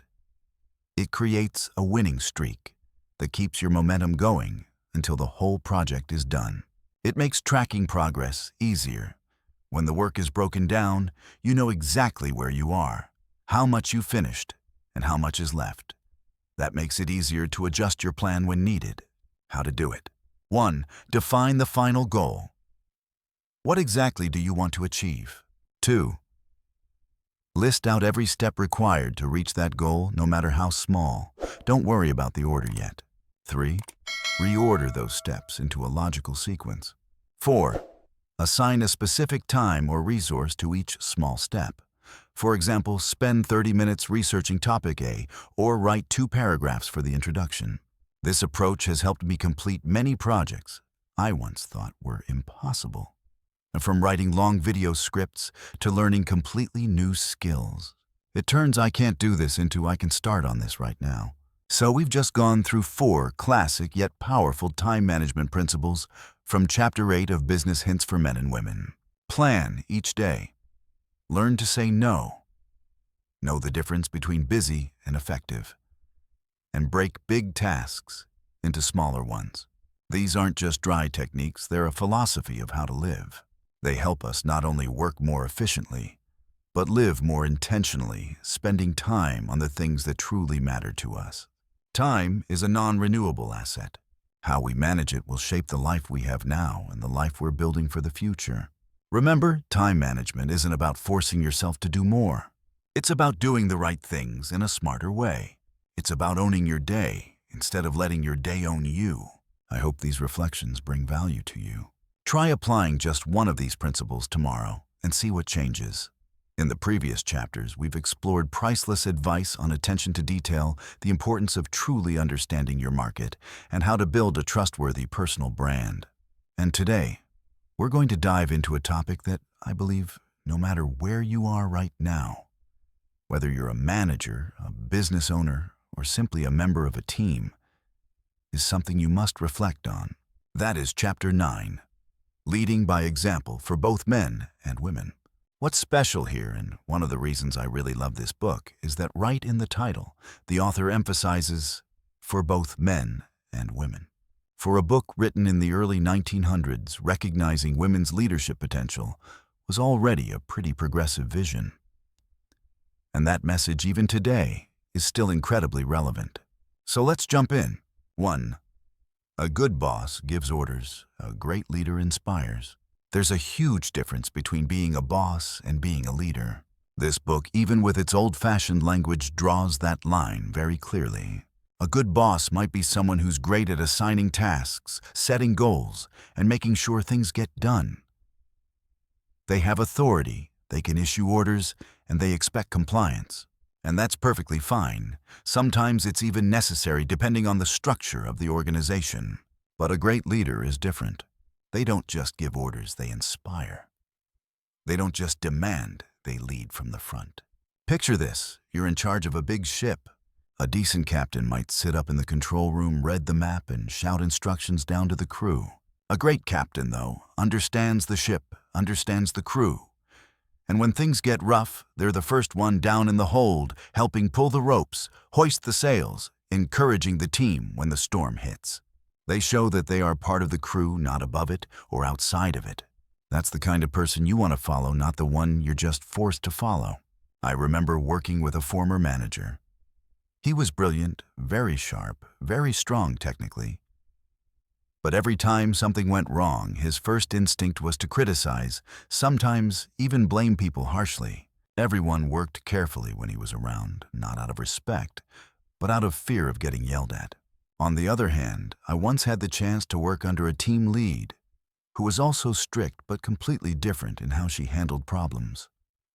When things went sideways, she didn't jump in to blame anyone.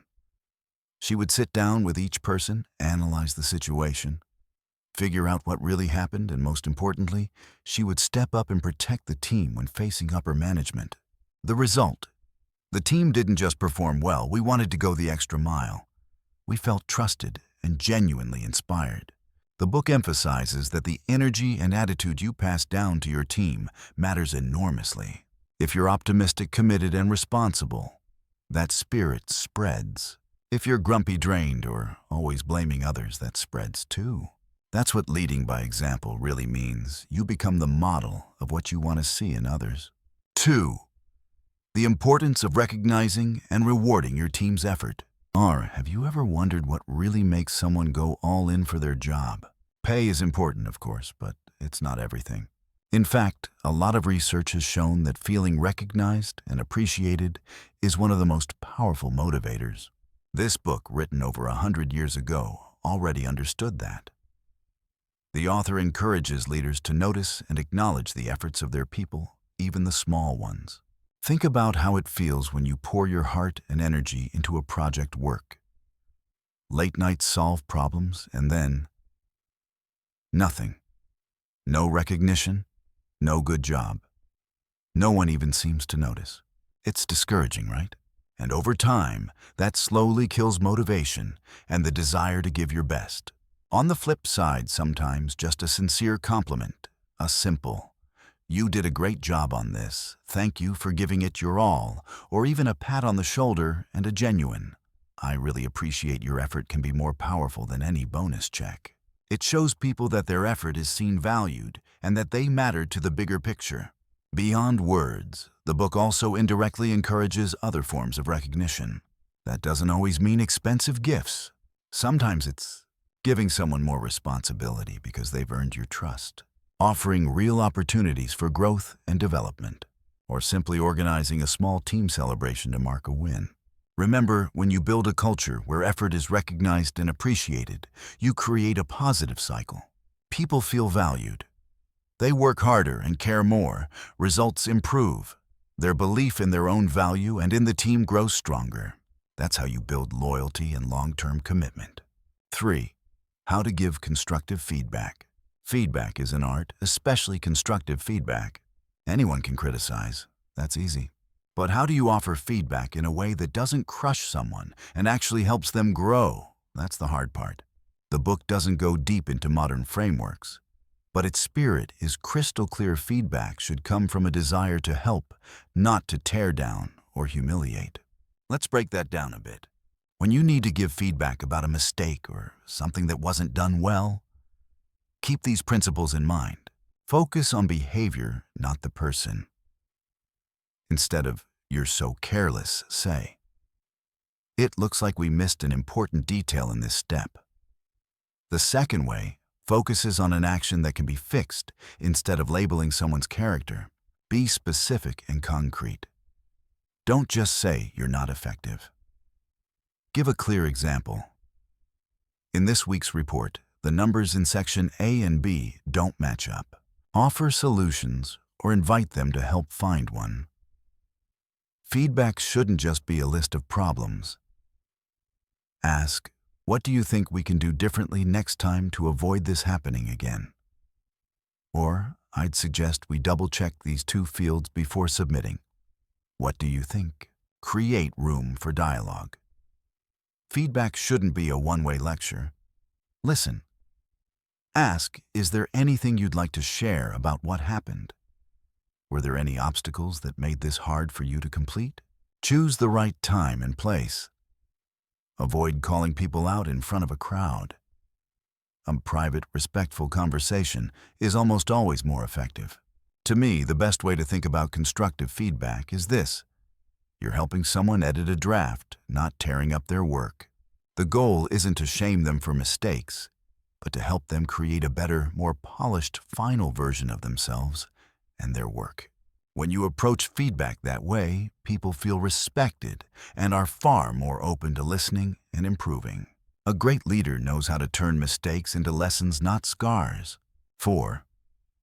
Gender equality in leadership, a vision ahead of its time. This is the part I especially love about this book because it shows just how forward-thinking it was for its era. When the book was written, society still held a lot of bias around women in business and leadership roles. Yet, the author's repeated emphasis for both men and women is not just a catchy subtitle. It's a belief that runs through the whole text. The book indirectly affirms that the qualities of a good leader are not gendered. Fairness, the ability to inspire a strong sense of responsibility, empathy, decision-making skills, and vision, these are all essential qualities, whether you're a man or a woman. Today, we take it for granted that women can and should hold top leadership positions. But back then, that was a bold statement. The book encourages both men and women to apply these principles to become effective leaders in their work. It doesn't rank ability by gender, it looks at character and capability. I've always believed that diversity in leadership, including gender diversity, brings richer perspectives, more creative ideas, and more balanced decisions. A woman leader might bring emotional intelligence, empathy, and a nuanced way of handling relationships that complement more traditional leadership styles. And in the same way, male leaders can and should learn and embrace traits like empathy and deep listening qualities that are sometimes unfairly labeled as feminine. In short, the book's message about gender equality in leadership is a powerful reminder. The true value of a leader isn't defined by gender, but by character competence and the ability to create positive impact in the lives of others. That's a lesson we still need to honor and carry forward in the 21st century.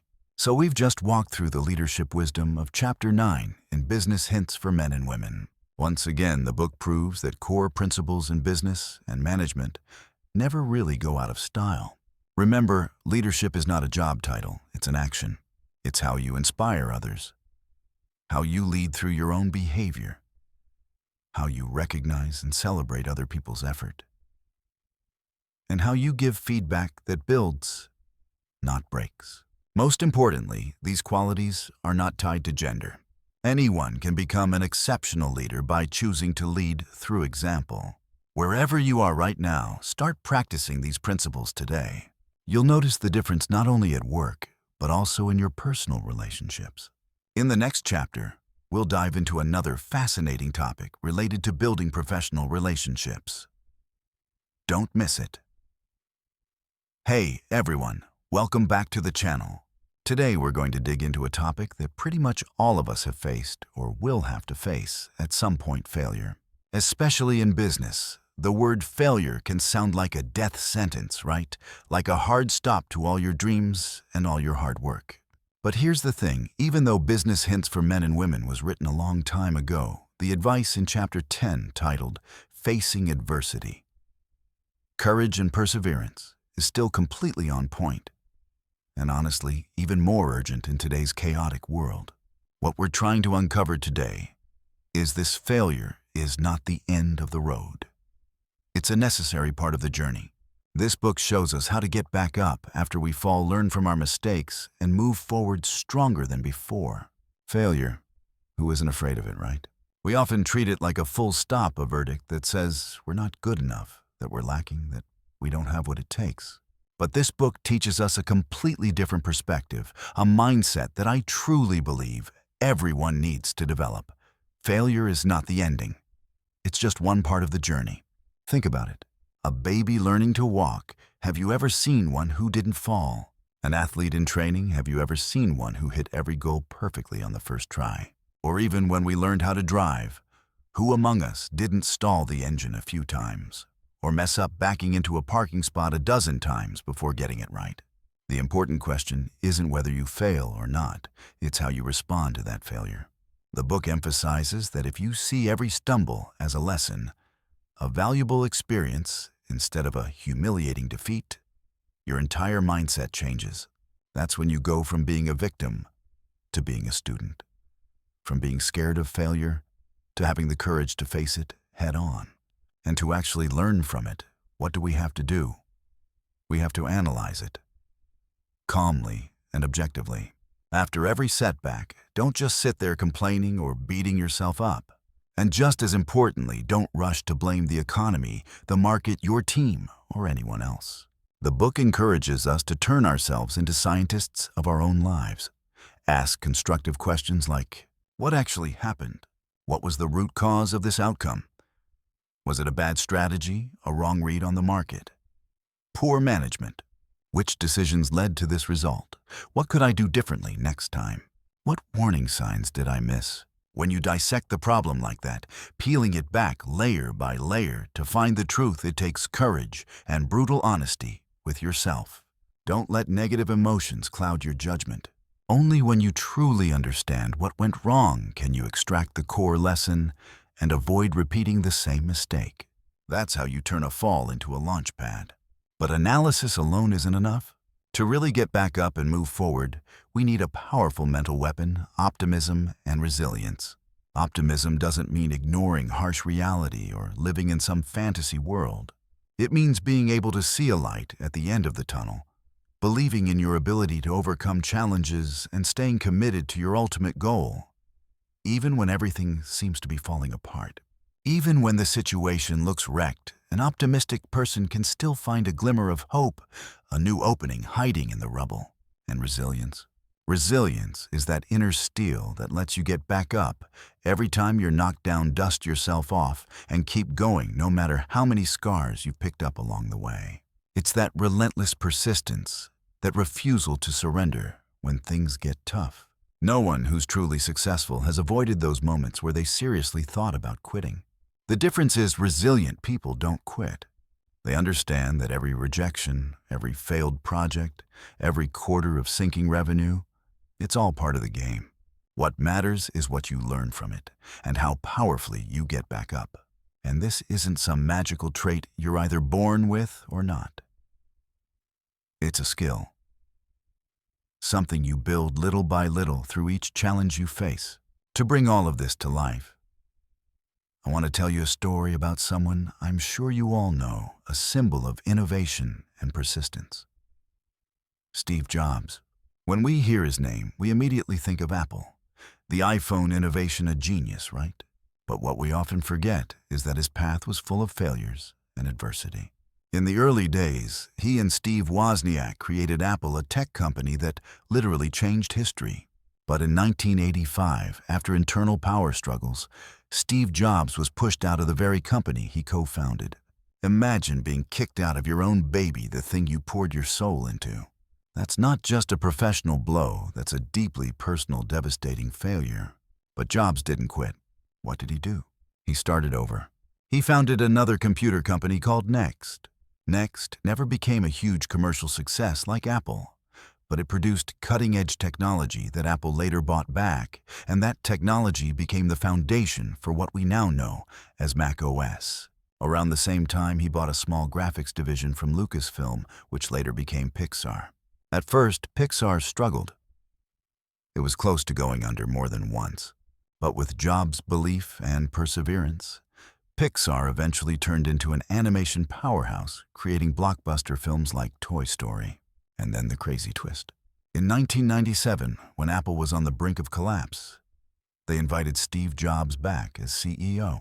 He brought with him all the lessons he learned from failure from Pixar, and used them to rebuild Apple. He stripped the company down, refocused it, and slowly turned it around. From a company on life support, Apple became one of the most valuable companies in the world, with game-changing products like the iMac, iPod, iTunes, iPhone, and iPad.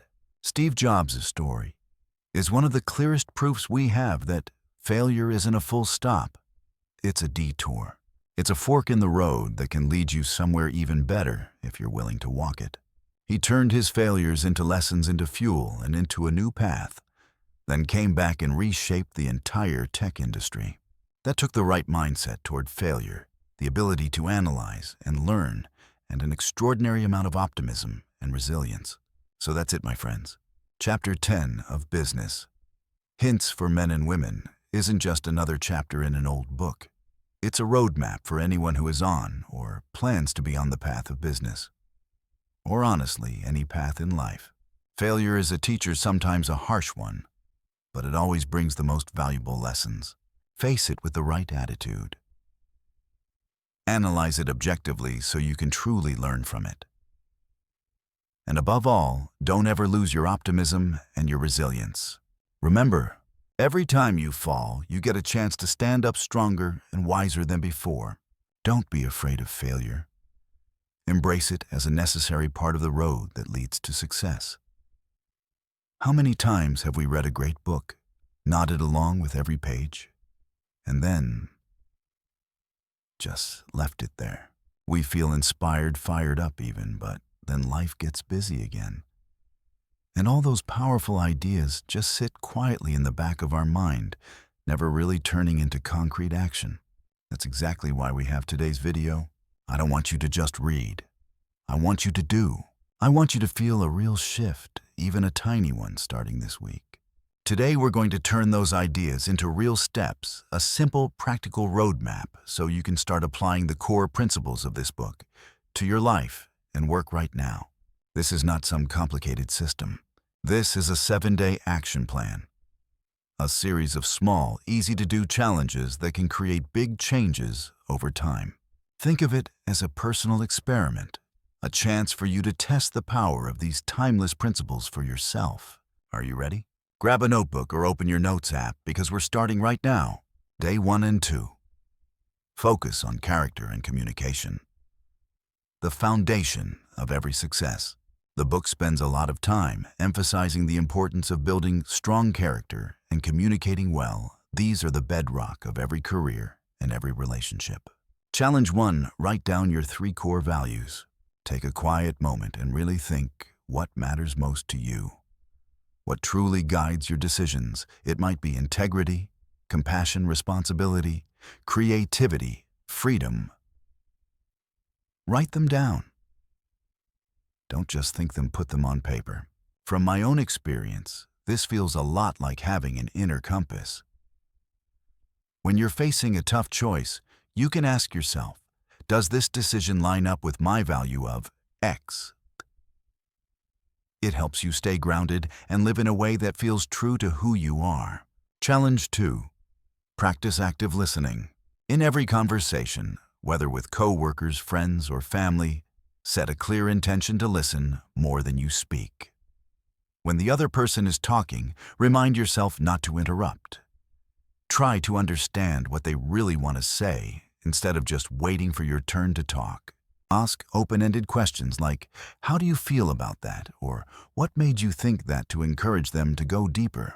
From my own experience, I used to be that impatient person who always wanted to jump in with my opinion. But when I started practicing active listening, I realized I was learning so much more, and my relationships became stronger, deeper, and more trusting. These first 2 days are about building your foundation. When you know who you are and you know how to connect with others, everything else gets easier. Day 3 and 4. Practice diligence and time management. Turning intention into results. Once the inner foundation is in place, it's time to put things into motion with hard work and smart time management, 2 survival skills the book constantly highlights. Challenge 1. Finish one hard thing you've been putting off. We all have that to-do list of things we keep kicking down the road, right? Maybe it's an important email, a financial report cleaning up that chaotic workspace, or starting a small project you've been dodging. Pick one thing, just one, and commit to finishing it over these 2 days. Don't obsess over perfection. The goal is to get it done to break that cycle of procrastination. From my own experience, for me, it used to be my taxes every year. The more I put it off, the bigger and scarier it felt in my head. But once I sat down and worked on it, even just 15 to 20 minutes a day, it suddenly wasn't that bad. And the relief afterward is absolutely worth it. Challenge 2. Plan tomorrow in detail the night before. Every evening before you go to bed, spend 10-15 minutes writing down the 3 to 5 most important things you need to do the next day. Put them in order of priority. The more specific, the better. For example, email John about the X project at 9:00 a.m. is better than send email. From my own experience, I've been doing this for years, and it has completely changed the game. The next morning, I'm not wasting time wondering what to do first. I wake up with a clear mission. It cuts down anxiety and boosts productivity in a big way. When you conquer procrastination and start taking ownership of your time, you'll feel more energized and confident facing whatever comes next. Day 5 and 6. Focus on customers and your network, building bridges and growing relationships. Business Hints doesn't just talk about what happens inside your own world. It also talks about how we interact with the outside world. These 2 days are about customers and your network, the pillars of any career or business. Challenge 1. Reach out to an old client or former coworker or former partner. Pick someone you've worked with or served in the past, but haven't spoken to in a while. Send a short email or message. The goal is not to sell anything, it's simply to check in on them. Show genuine interest. Something like, "Hey, name. How have you been? I was just thinking about that project we worked on together and wondered how things have been going on your side." From my own experience, I used to worry, are they going to think I'm trying to pitch them something? But I've learned that genuine concern is always appreciated. Some of my best business opportunities were rekindled from a simple, honest check-in like that. Challenge 2. Help one person in your network. Find someone in your circle and ask yourself, how can I help this person? Maybe you can introduce them to someone who could support their work, share an article that's useful for their field, or simply set aside time to listen to a challenge they're facing. The goal here is to give, not to get. From my own experience, the real value of a network isn't how many people you know, it's how many people you've genuinely helped. When you give without keeping score, you build a network rooted in trust and mutual support. Day 7. Review your finances and your adaptability mindset. Completing the big picture. You've almost made it through your first week of action. This last day helps you zoom out and look at the bigger picture, from your personal finances to how adaptable your mindset is in a constantly changing world. Challenge 1. Track every single expense today. Just for this one day, write down everything you spend money on, no matter how small. Your morning coffee, lunch, parking apps, snacks, everything. Use an app, a notebook, or just the notes on your phone. The goal isn't to judge yourself or slash everything overnight. It's simply to get a clear picture of where your money is actually going. This is the first and most important step to managing your finances well. From my own experience, even doing this for just one day was eye-opening. I realized I was spending way more on things I didn't really care about than I thought. From there, it was much easier to make smarter decisions with my budget. Challenge 2. Read an article or watch a video about a new trend in your field.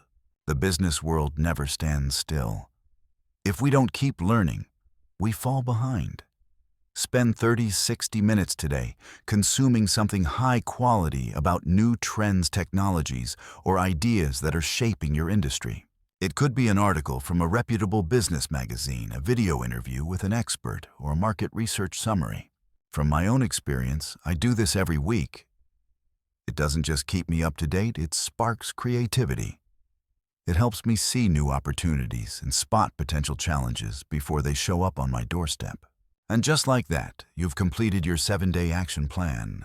As you can see, nothing here is overly complex or insanely time-consuming.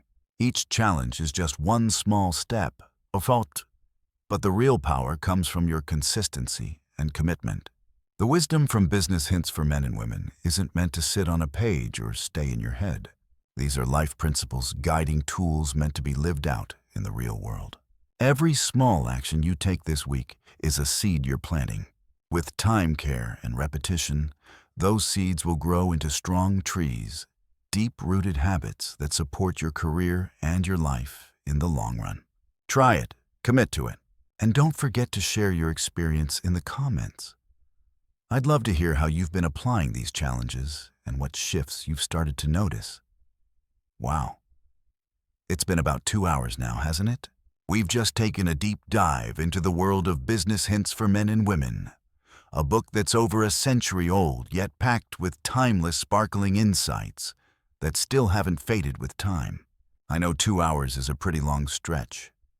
You've probably taken a ton of notes. Or maybe you've just let the ideas slowly soak into your mind. Now it's time to distill everything down. Like after a big elaborate meal, we're going to keep only the most special dishes, the flavors that linger the longest. So take a seat. Make yourself a hot cup of tea or coffee, or just take a deep breath. I want you to walk away with 3 core messages, 3 ideas that to me are the heart and soul of everything we've just explored. If you really internalize these and actually live them out, I honestly believe they can change the way you look at work, business, and even your life as a whole. Ready? Let's do this. Point 1. Character and integrity are the foundation. Build them before you build anything else.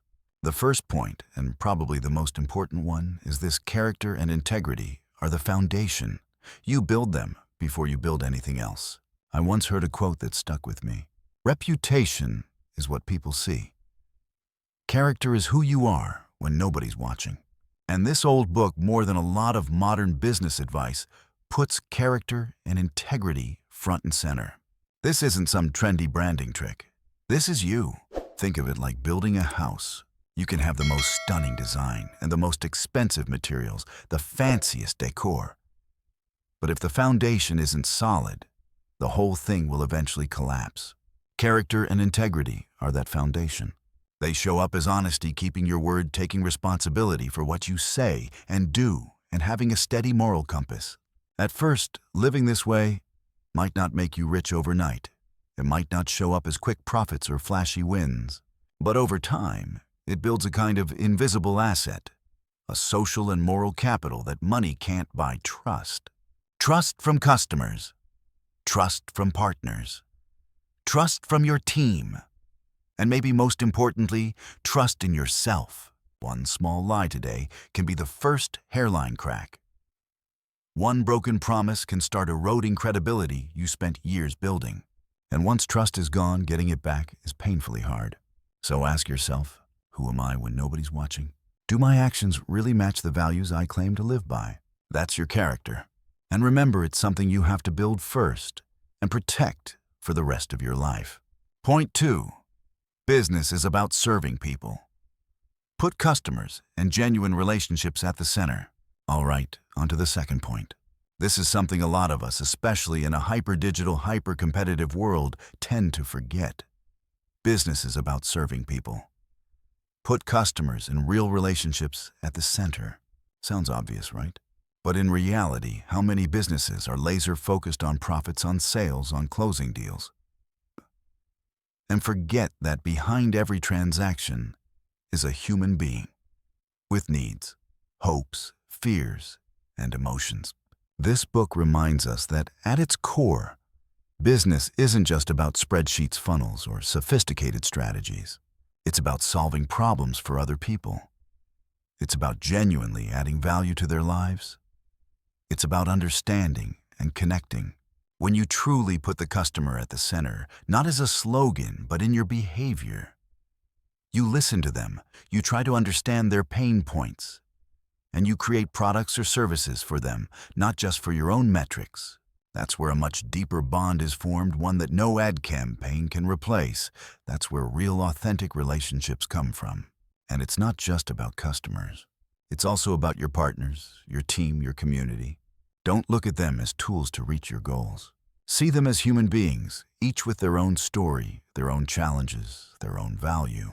Relationships built on mutual respect and trust last far longer than those built only on self-interest.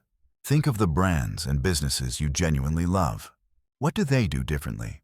Most of the time, they make you feel understood. They make you feel valued. That's the power of seeing business as an act of service, as a way to connect and create real value in people's lives. And yes, profits come. But they come as a result of serving well and building trust, not as the only goal. Point 3. Persistence is everything. Consistent action, financial discipline, and courage in the face of failure lead to success. And finally, point number 3.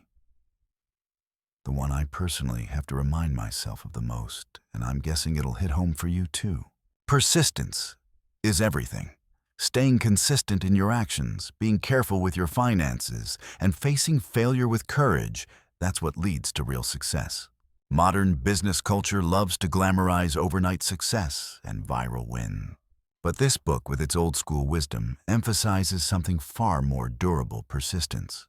And persistence here is really a combination of 3 key ingredients. 1. Persistence in action. This is about taking small, steady steps every day, even when you don't see immediate results. It's not quitting just because it's hard. When one door closes, you start looking for the next door or even build your own. It's the power of consistency, planting seeds and patiently waiting for them to grow, bloom, and bear fruit. 2. Financial prudence. This part is huge. The book keeps coming back to managing money wisely, avoiding unnecessary risks, and preparing for rainy days. Not wasting. Not gambling recklessly. It's not about being stingy, it's about respecting every dollar you earn and using it in a way that builds a more stable future. 3. Courage in the face of failure. Failure isn't a period, it's a comma. Life and business will never go exactly according to plan. You will fall, you will lose, you will get rejected. Deals will fall through, ideas will flop. Persistence means being able to look failure in the eye, learn from it, and get back up. It's the courage to try again, even when you still feel the sting from last time. It's understanding that failure isn't the end of your story. It's a chapter. Persistence isn't just a nice trait, it's a strategy. It's the power of steady will, the belief that every small effort compounds over time into something big. Remember, this is a marathon, not a sprint. So my friend, here are the 3 pillars we've pulled out of Business Hints for Men and Women. 1. Character and integrity. The foundation beneath everything. 2. Business as service to people. The heart of real lasting success. 3. Persistence. The never-ending flame that keeps you moving through every challenge. None of this sounds brand new, right? You've probably heard versions of these ideas before, but that's exactly the point. These are fundamentals. They're timeless truths that hold up no matter what century we're in, no matter how much technology or trends change. Take these 3 messages with you, sit with them, reflect on them, and most importantly, start applying them in your work, in your relationships, and in your everyday life. Sometimes the simplest, most basic principles are the very ones that unlock the biggest doors. Thank you so much for sticking with me through this journey into this beautiful old book. I truly hope you found something meaningful here, something that gives you a little more strength, a little more clarity for your own path. I'll see you in the next episode. Wishing you courage, integrity, and persistence on your journey to success. Welcome back. And just like that, we've walked together through a fascinating journey, turning page after page of wisdom from Business Hints for Men and Women, a book filled with advice that may look simple on the surface, yet hides countless pearls of insight underneath. We've explored timeless principles, practical guidance, and lessons that anyone at any point in history can apply to build a meaningful career and a successful life. I truly hope the perspectives and reflections we just shared have brought you something of value. Maybe a fresh spark, or at least a moment for you to pause and reflect on your own path. After everything we've talked about, I'm genuinely curious. Which principle from this book actually stuck with you? Was it the importance of being on time? The advice on building a strong reputation? Or perhaps the mindset of turning failure into a lesson? Or maybe it was something much smaller, a simple reminder that somehow feels especially relevant to where you are right now. Share your thoughts in the comments below. To me, reading and reflecting on these principles isn't just about taking in information, it's a process of self-questioning and self-discovery. And I believe that when you share your thoughts, you're not only reinforcing your own learning, you're helping us create a space where we learn from each other, a small but meaningful community of insight. Who knows, your comment might be the spark that inspires someone else, or maybe it'll spark an idea for me in future videos. I read every single comment you leave, and if you found this video helpful, if these timeless lessons resonated with you, if you felt even a bit of value in what we tried to bring to you, then don't hesitate to hit that like button. It truly helps the channel grow and helps content like this reach more people who are also searching for thoughtful, meaningful knowledge. And if you're someone who loves books that offer not only practical advice, but also a deep human touch, if you want to keep exploring timeless wisdom with us, make sure to hit subscribe and tap the little bell so you won't miss any of our upcoming humanized audiobooks and deep dive book analyses. We're committed to bringing you thoughtful, insightful breakdowns of classic works from philosophy and psychology to business and personal development, all delivered with authenticity and genuine personal perspective. Every subscription is a huge encouragement. It's a reminder that the effort we put into distilling and sharing this knowledge truly matters. Learning is a never-ending journey, and thankfully, the library of wisdom is always wide open. If you're ready to go deeper into the world of classic books, I recommend checking out our next video, a deeper analysis of another timeless work that has shaped the thinking of generations. Maybe it's our exploration of Napoleon Hill's Think and Grow Rich, or the unshakable life principles in Epictetus's The Art of Living. Different fields, different eras, but all pointing toward the same goal: helping us live more intentionally, more wisely, and more successfully. I believe connecting ideas across many sources is the key to building a strong, well-rounded foundation of knowledge for yourself. You'll find the link to that next video on the screen or in the description below. Let your learning journey keep flowing forward. And finally, I want to leave you with a message straight from the heart, a reminder that I think all of us need. Modern success may look complicated and chaotic, but at its core, it's still built on timeless wisdom. The lessons from Business Hints for Men and Women, despite being written over a century ago, still echo the fundamental values we need to navigate the world today. And the journey of building your foundation doesn't need to wait. Start building your foundation today. Thank you so much for staying with me through this entire video. I can't wait to see you in the next one, where we'll continue exploring more priceless treasures of knowledge together. Wishing you success, clarity, and happiness on your journey ahead.